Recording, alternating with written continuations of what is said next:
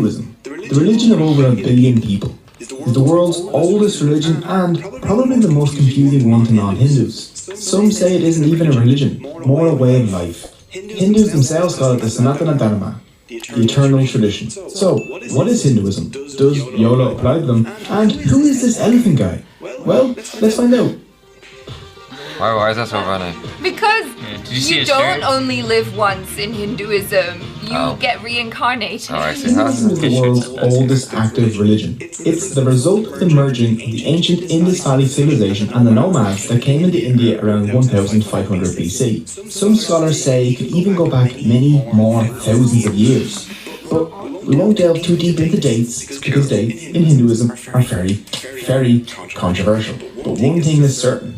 Hinduism is old, like at least 36 Betty Whites. Hinduism has been around for so long that it and the concept of India itself are inseparable. Hindu and India even come from the same word. Sanskrit was the ancient language of the Hindus, and the Sanskrit name for the Indus River is Sindhu. The ancient Persians who sat across the Indus tended to switch their S's to H's, so Sindhu became Hindu. So the people living across the river became Hindus. The Persians told the Greeks, who dropped that very not Greek-like H, stuck in a very Greek-like E to the end, and boom, India.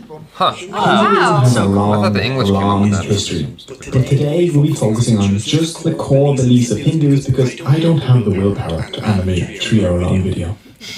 Hindus are a diverse group. Some are strict, dedicating their lives to prayer, while others don't believe in any gods but still follow Hindu philosophy. To make things easier to understand, let's break Hinduism down into 7 core beliefs. So, here's my rap about the 7 Hindu beliefs. Fine, here's the regular version then. 1. Belief in one universal soul. Hindus believe in a universal soul known as Brahman, a formless, genderless source of all reality. Brahman is the universe and the material that makes up the universe. It's a tricky concept, but think of Brahman as an ocean and everything else as drops propelling out of that ocean, separate for a time, but still the same thing, if that makes sense. 2. Belief in an immortal individual soul. In Hinduism, souls are known as Atman. Actions of the soul while in a body have effects on that soul's next life. When you die, your soul moves to another new body. This is called transmigration. The kind of body the soul inhabits next is determined by karma. 3. Belief in karma. Karma is action, usually good or bad actions that affect society.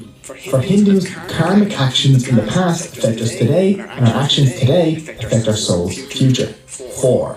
Belief in moksha. The goal in Hindu life is to somehow get back to Brahman. If a Hindu can do this, they will be freed from the cycle of life and death. This is called moksha. You can achieve moksha by realizing your oneness with Brahman. How you realize this is up to you. For this reason, Hindus pray, lead me from the unreal to the real. 5. Belief in the Vedas. The Vedas are Hindu sacred books of knowledge. There are 4 Vedas. Hindus believe that all 4 were divinely revealed to ancient Hindu sages. We'll take a closer look at the Vedas in a while. 6. Belief in cyclical time. For Hindus, there are no beginnings or endings. Time is a series of cycles, each cycle containing 4 ages or yugas. There's the Krita, the Treta, the Dwapara, and the Kali. Added together, the 4 yugas total about 4.32 million years. At the end of each cycle, declining human morality leads to the total destruction of reality. Hindus believe that we are in the 4th and final yuga, Kali. 7. Belief in Dharma. Dharma is a difficult word to translate to English. Proper behavior is the best that I could come up with. Dharma maintains balance in the universe. As long as everything in the universe, like animals, plants, and humans, follow their Dharma, everything will be fine. If they break from the Dharma, though, things will be super not fine. I didn't read it. Has its own Dharma. A lion's Dharma is to kill an antelope. A king's Dharma is to rule well. A subscriber's Dharma is to smash the like button and ring the notification bell. For humans, their specific dharma is usually based on their age and their caste. An old priest would have a very different dharma than a young merchant, for example. So those are the 7 core beliefs of Hinduism. With them, you can understand the Hindu mindset. Unlike Christianity or Islam, Hinduism is a non-profit organization. There is no Jesus or Muhammad for Hindus. There is no Bible, Quran, or Torah. Instead, they have a bunch, and I mean a bunch, of different sacred texts. The 4 Vedas form the basis of the Hindu faith. So let's take a look at them. 1. The Rig Veda. The Rig Veda is a collection of songs that praise and discuss ideas like truth, reality, and the universe, along with discussions on war, weddings, and rituals. 2. The Yajur Veda. The Yajur Veda covers such as sacrificial rites and rituals. 3. The Sama Veda. Sama literally means sweet song that destroys sorrow. It is mostly songs dedicated to praising gods. It's different than the rest of the Vedas because it's set to music. 4. The Atharva Veda. The Atharva Veda is my favorite one. Do you want to curse your enemies? Or charm that special someone? Maybe learn to invoke rain? Or discover herbal medicine along with tips on warfare? Like how to make poison arrows? Well, this Veda has you covered, along with a bunch of other charms and curses. It even has a curse against cursers. Avoid us, O curse, as the burning fire avoids a lake. Strike him here that curses us, as the lightning of heaven the tree. A link to the Atharva Veda is in the description, just in case you need a spell to get a wife or another to banish pigeons from your presence. After the Vedas come the Upanishads, which are like a sequel that makes the original make much more sense. They were probably written down between 800 BC and 500 BC. During a time when some Hindus started to question the Vedas, their ideas became the Upanishads. The Upanishads are books on philosophy, like we would expect from Plato or Aristotle. They're all about questioning, doubt, debate, and finding the answers to life's difficult questions. The theme in the Upanishads is that people are not their minds, or bodies, or egos, but their Atman. Your soul is you. Everything else is unreal and temporary. After the holy texts like the Vedas and the Upanishads are other less divine but still important texts. These include stuff like the Puranas, the Bhagavad Gita, and the Ramayana and the Mahabharata. The Puranas are like encyclopedias of Hindu beliefs. There are 18 well-known Puranas. The Puranas cover things from yoga, army organization, to taxation, to the caste system, to hell, gods, and everything in between. The Bhagavad Gita, the Gita for short, is one of Hinduism's most important texts. The Gita takes place on a battlefield where Arjuna, a great warrior, refuses to fight. Lord Krishna steps in to urge Arjuna to fight, and their discussion covers things such as dharma and how to live your best life. Arjuna eventually fought after Lord Krishna taught him the truth about dharma. As a member of the warrior caste, Arjuna's dharma was to fight against evil. The lesson of the Gita is that everyone faces difficult choices, but they must act on them according to their dharma, no matter how unpleasant. Along with all these philosophical texts, Hinduism has 2 action-packed epics, the Ramayana and the Mahabharata. The Ramayana, the earlier of the 2 texts, tells the story of Prince Rama. In the epic, we find out about his 14-year-long exile, the abduction of his wife Sita, his battle with the evil demon Ravana, and his awesome monkey sidekick Hanuman.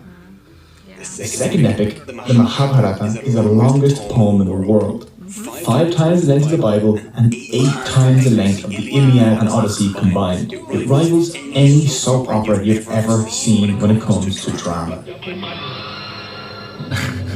Murder, betrayal, love, murder, and giant battles. The Mahabharata has it all. The theme running through the Ramayana and the Mahabharata is that dharma must be followed for society to function.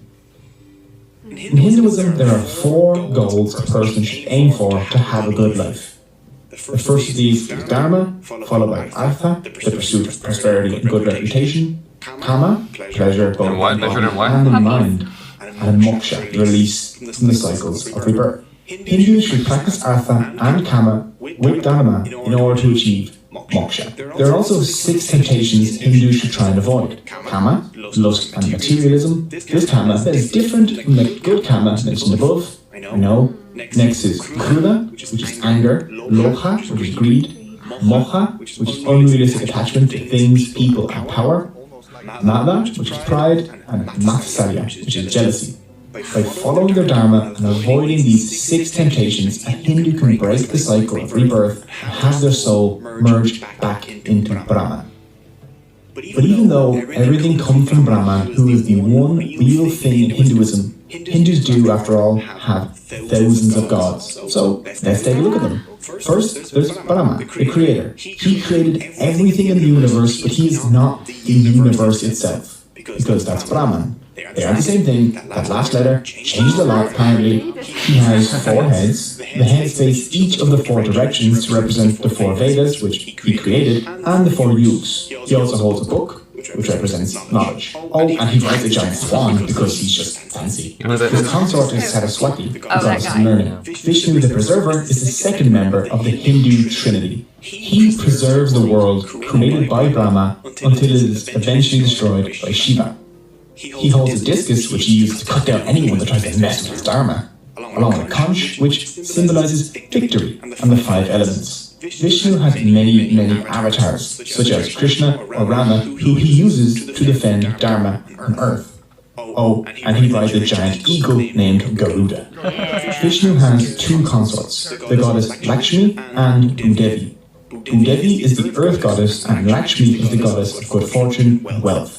Next is Shiva the Destroyer, the 3rd member of the Hindu trinity. It's his job to destroy the universe in order to prepare for its renewal at the end of each cycle of time. The most identifiable of his features is his 3rd eye, which he almost always keeps closed. If he does open it and you're in front of him, then you will have your face melted off. When not on making existence, Shiva enjoys long walks with his bull named Nandi. At the end of the Kali Yuga, the 4th age of the world, Shiva will perform a dance that destroys the universe. Which is odd, because people have told me that my dance moves make them wish the world would end. So me and Shiva have quite a lot in common. Parvati and Sati are Shiva's consorts. Shiva also has 2 sons, Ganesha and Murugan. Ganesha is worshipped as the remover of obstacles, and Murugan is the god of war. Ganesha holds a very special place in the heart of Hindus, due to him being the remover of obstacles. The elephant head is the most obvious clue to identifying him. He was actually born with a human head, but after Shiva cut that one off, he kind of had to make do with an elephant one. Yeah. If you're Christian or Muslim, you're aware that your religion has a bunch of different denominations, like Catholics or Protestants, Sunni and Shia. Hinduism has these too. Hindus developed 4 major denominations, some of which have their own subdivisions. The Vaishnavas primarily worship Vishnu, and Shaivas primarily worship Shiva and his sons. Smartas follow sacred texts like the Puranas, the Ramayana, and the Mahabharata, rather than the Vedas. They worship 5 gods and goddesses, Ganesha, Durga, Surya, Shiva, and a preferred avatar of Vishnu. Finally, Shaktas worship the goddess Devi. Shaktas see Devi as the ultimate and eternal reality, like a feminine Brahman. Even though there are all these variations and more, the core beliefs of Hindus remain mostly the same. Hindus believe that Dharma keeps the balance in the universe. If the scales between good and evil start tipping towards evil, then something needs to intervene to fix the universe's Dharma. This divine intervention is known as an avatar. The literal meaning of the word avatar is descent.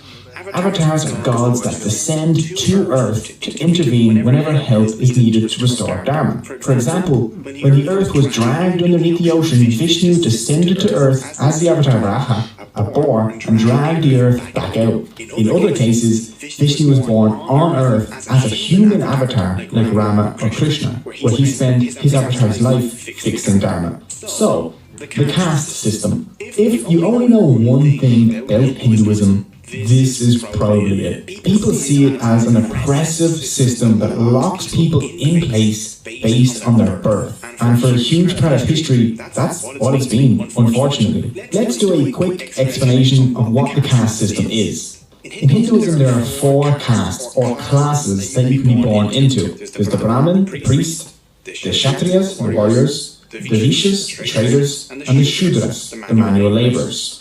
The main basis for the caste system can be found in the Bhagavad Gita and the Rig Veda. Krishna says in the Gita, I have created a fourfold system in order to distinguish among one's qualities and functions. The Rig Veda also refers to the four castes. It says humans were created from parts of the god Purusha, the Brahmin from his face, the Kshatriya from his arms, the Vaishya his thighs, and the Shudra his feet. This system was supposed to assign people functions based on their abilities, not their birth. If someone had the qualities of a Brahmin or a Vaishya, they could fill those roles. The Gita didn't restrict movement among castes, and the caste system functioned as intended for a while, until a document known as the Laws of Manu came about around the 5th century BC, popularly referred to as the Manu Smriti. They created hard rules for Hindu life.